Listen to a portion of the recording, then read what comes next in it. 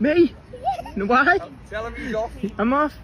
Give him it. Oh, no way. Big one, Big one. I see you, Meg. Hey! Did you make it? Thank you, Well. In every family, there are voices that lead, hands that heal, hearts that comfort, and shoulders that carry. Meet Alan Kearney. He doesn't command the room. He doesn't need to. He is not the kind of man who shouts his love from rooftops. He doesn't chase the spotlight or demand recognition. His love is not loud, but it is mighty. It is enduring. It is faithful. And it shows up every single day. If you truly want to know who Alan Kearney is, look at a photo of his son Isaac, smiling wide, fists clenched in joy, lifted high above a crowd on the shoulders of his father. That image tells a story words struggle to capture. Because that is who Alan is. The man who lifts his son, not just to see the world, but to believe he belongs in it. When most people become parents, they imagine the basics: first steps, first words, school plays, scraped knees, birthday parties. For Alan and Melissa Kearney, that dream was challenged early on. Isaac was born with Wolff-Hirschhorn syndrome and later diagnosed with craniosynosis, a rare condition that causes a baby's skull to fuse prematurely, potentially affecting brain development, physical appearance, and quality of life. It is a diagnosis no parent is ever prepared to hear. It stirs fears, questions, and helplessness. But while the world shifted in an instant, Alan did not waver. While some may have fallen apart, Alan chose to lean in. No one teaches a father how to navigate medical complexities, surgical risks, or the emotional toll of watching your child in pain. There is no manual. But Alan didn't wait for one. He learned.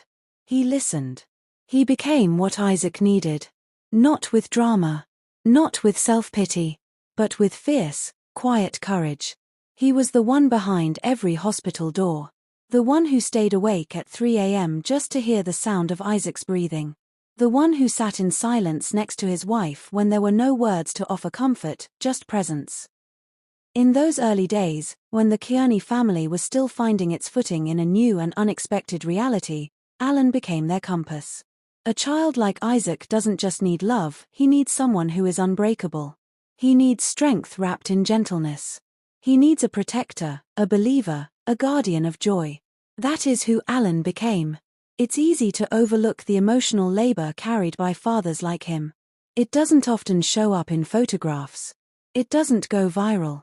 It doesn't get paraded around in public. But it is there, in every quiet act. In the way Alan lifts Isaac onto his shoulders so he can see above the crowd. In how he prepares silently for doctor appointments and therapy sessions. In how he steps back when the spotlight is on Isaac and Melissa, but never lets go of the light behind them. There is a sacred strength in being the one who carries, literally and emotionally.